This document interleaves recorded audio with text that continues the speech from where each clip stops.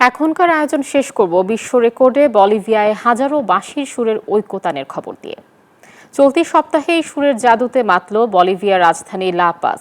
হাজারো কণ্ঠে ঐতিহ্যবাহী বাঁশির সুরে তৈরি হলো এক নতুন ইতিহাস করার প্রচেষ্টা। লা পাজের রাজপথ সম্প্রতি মুখরিত হল সুরের এক দারুণ উৎসবে। ৩,০০০-এর বেশি বলিভিয়ান তাদের ঐতিহ্যবাহী বাঁশি তারকা হাতে যোগ দিয়েছিলেন তারকেয়াদায়। তাদের লক্ষ্য একটাই, বিশ্বের সবচেয়ে বড় তারকেয়াদার রেকর্ড করা। আর এই সুরেলা আয়োজনে এখন পুরুষের পাশাপাশি নারীরাও সামিল।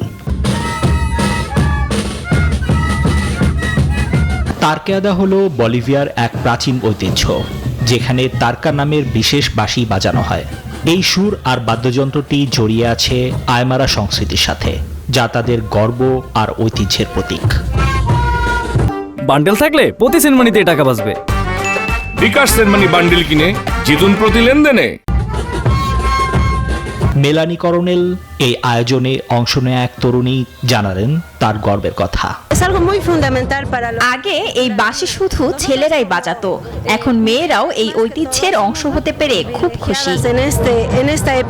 অনুষ্ঠানে উপস্থিত ছিলেন বলিভিয়ার সংস্কৃতি মন্ত্রী এসপেরান্সা গুয়েভারাও।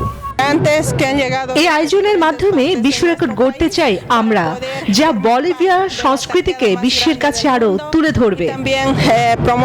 লা পাজের বুকে যখন হাজারো বাঁশির সুর একসাথে বেজে উঠল, তখন তৈরি হলো এক অসাধারণ ঐকতান। এই সুর শুধু রেকর্ডের আশায় নয়, বলিভিয়ার সংস্কৃতি আর একতারও দারুণ প্রতিচ্ছবি।